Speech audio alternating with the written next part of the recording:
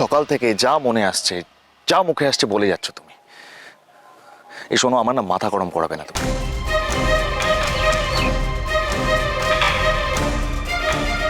ওই ছেলেটা কে?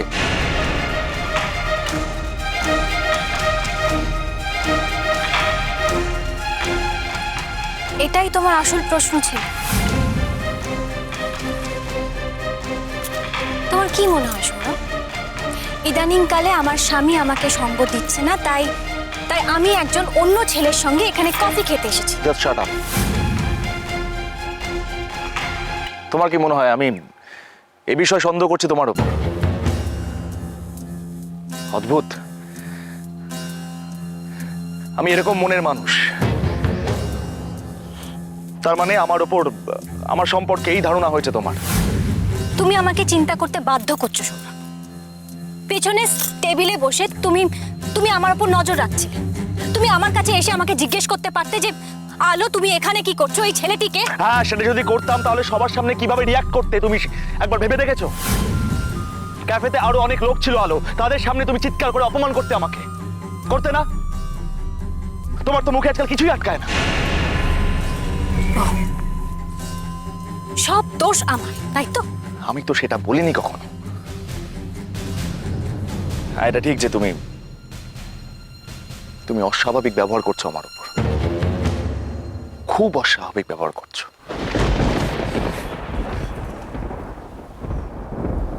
আমি অস্বাভাবিক ব্যবহার করছি? অদ্ভুত সৌরভ, তুমি আমার চোখের সামনে দিয়ে একজন মহিলাকে বাড়িতে নিয়ে এলে।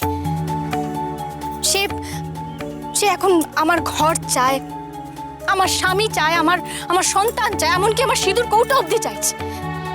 আমি তোমাকে কিছু বোঝাতে গেলে তুমি সেটা বুঝতে চাইছো না, অবিশ্বাস করছো। আর আমাকে তুমি বলছো আমি অস্বাভাবিক। এক মিনিট দাঁড়া, অনেকক্ষণ ধরে অনেক কথা বলে যাচ্ছ তুমি। আমি আরেকজন মেয়েকে বাড়িতে এনেছি আলো। ওই মেয়েটা আমার সন্তানের মা, আমার আগের স্ত্রী।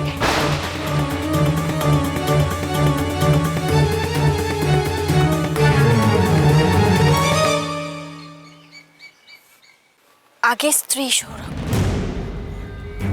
আগে সেই সম্পর্কটা বোধহয় এখনো যায়নি। তোমার সন্তানের মা। আমি বোধহয় অন্য একজনের স্বামীর সঙ্গে আছি। এই ধরনের মেয়েদের কি বলে তুমি নিশ্চয়ই জানো। আজ তোমার বন্ধুদের সামনে আমাকে তুমি কতটা ছোট করলে তুমি বুঝতে পারছো? ওনারা হয়তো ভাবছে না তুমি আমার উপর নজর রাখছো, আমি কি কি করি সেটা জানার জন্য আমার উপর নজর রাখছো তুমি।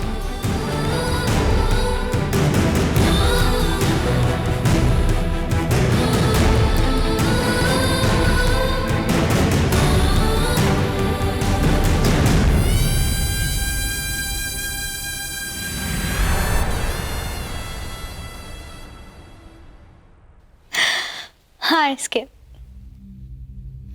মনে হচ্ছে যে সৌরভ আর আলোর রিলেশনটা খারাপ হচ্ছে। হ্যাঁ, আমি টের পাচ্ছি। পাতায় ইচ্ছের সঙ্গে ভাবসাব হলো। একা সৌরভকে হাত করলে তো হবে না, ইচ্ছেকেও তো কাছে টানতে হবে। ইয়াদ আছে তো? हाँ हाँ याद আছে। পাতায় মুঝে তুমি ইচ্ছেকে দিয়ে কি কি করাতে চাইছো সেটা আমি খুব ভালো করে জানি আজকে। লেকিন তুমি কিন্তু আমাকে প্রমিস করেছো আজকে যে এই কাজে ইচ্ছের কোনো ক্ষতি হবে না, আমার বেটির কোনো বিপদ হবে না। তোমার ইয়াদ আছে তো? আরে আছে আছে, সব কথায় তুমি এত এক্সাইটেড হয়ে যাও কেন? আমার কথা শোনো, थोड़ा फैमिली मेंबर्सদের দিকেও ধ্যান দাও।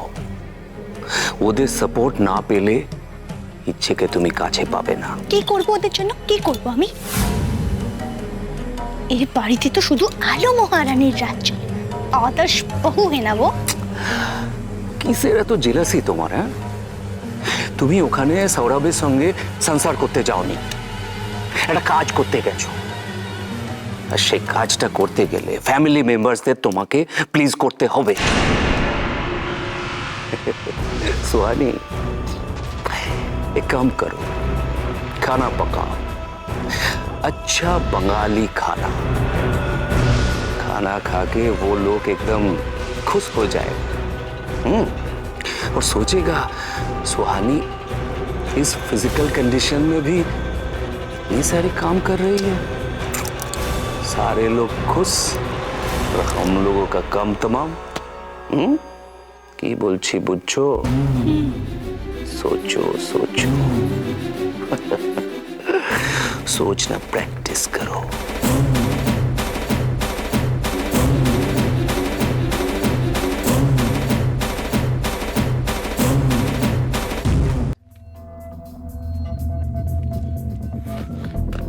আলো আলো, গাড়ি তোলো তুমি। দরকার নেই, আমি ট্যাক্সি করে যেতে পারবো। রাস্তার মাঝখানে এরকম ভাবে রিয়াক্ট করো না, সিনটেট করো না। আমি অনেকক্ষণ ধরে সহ্য করে যাচ্ছি, আমার কিন্তু সহ্য শক্তির সীমা আছে একটা। একটু আগে তুমি অনেক নোংরা কথা বলেছো, অনেক নোংরা কথা বলেছো, আমি কিচ্ছু বলিনি, একবার রিয়াক্ট করিনি, মুখ বুজে সমস্ত কথা সহ্য করেছি। এনাফ হয়ে গেছে, প্লিজ আমার ধৈর্যের পরীক্ষা নিও না তুমি। দেখো, তুমি খুব ভালো করে জানো আমি তোমাকে কতখানি সম্মান করি, কতখানি শ্রদ্ধা করি, কতখানি ভালোবাসি। সেই জায়গাটা তুমি দয়া করে নষ্ট হতে দিও না। আর আমি যে পরীক্ষা দিয়ে চলেছি, প্রতিনিয়ত তুমি তুমি আমার ধৈর্যের পরীক্ষা নিচ্ছ, আমার ভালোবাসার পরীক্ষা নিচ্ছ। তার বেলা ভালো তো হয় তোমার, আমাকে 4-5 মাস সময় দাও। এই কয়েকটা দিন তুমি শান্ত থাকো প্লিজ। সোহানি আমার আগের স্ত্রী, আমি মানছি আমাকে এর আগে ও অনেক যন্ত্রণা দিয়েছে, অনেক কষ্ট দিয়েছে। দেখো, এখন তো মৃত্যুর সঙ্গে পাঞ্জা লড়ছে, আর তো বেশি দিন নেই। মানে জীবনের এই শেষ কয়েকটা দিন আমি কি পুরনো কথাগুলো মনে রেখে ওকে তাড়িয়ে দেবো, নাকি একজন মানুষ হিসেবে আমার আমার আমার আমার দায়িত্বগুলো পালন করব?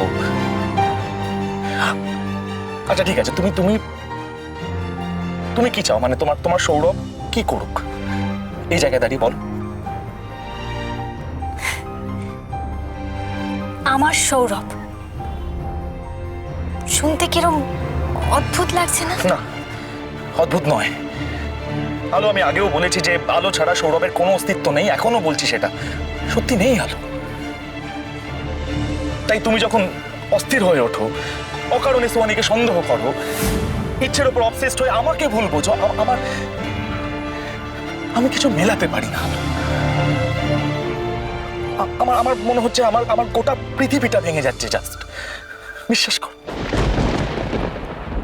সৌরভ, যখন তোমার ঘুমটা ভাঙবে দেখবে তোমার পৃথিবীটা একেবারে ধ্বংস হয়ে গেছে, কেউ নেই তোমার পাশে, কিচ্ছু নেই, পুরো ফাঁকা। ইচ্ছে থাকবে না, আমি থাকবো না। তুমি তো আমার আমার কোনো কথাই বিশ্বাস করবে না। আমি আমি এতদিন ভাবতাম যে তুমি একজন বুদ্ধিমান মানুষ, আসলে তুমি তুমি ইচ্ছের থেকেও বাচ্চা, তোমাকেও আগলে আগলে রাখতে হয়। ঠিক আছে,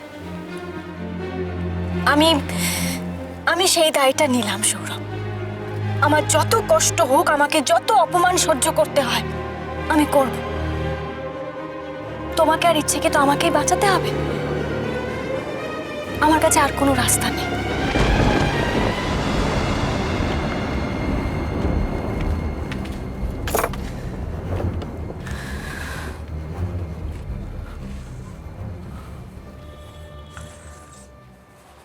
একটা কথা বলবো আলো। সকালে ইচ্ছে বলছিল যে আমরা যেন দুজনে মিলে ওকে স্কুলে ছাড়তে যাই, সেটা তো সম্ভব হলো না। আমরা যদি একসঙ্গে ওকে আনতে যাই তো ওর তো একদম ভালো লাগে না, না আমাদেরকে এরকম ভাবে ঝগড়া করতে দেখতে।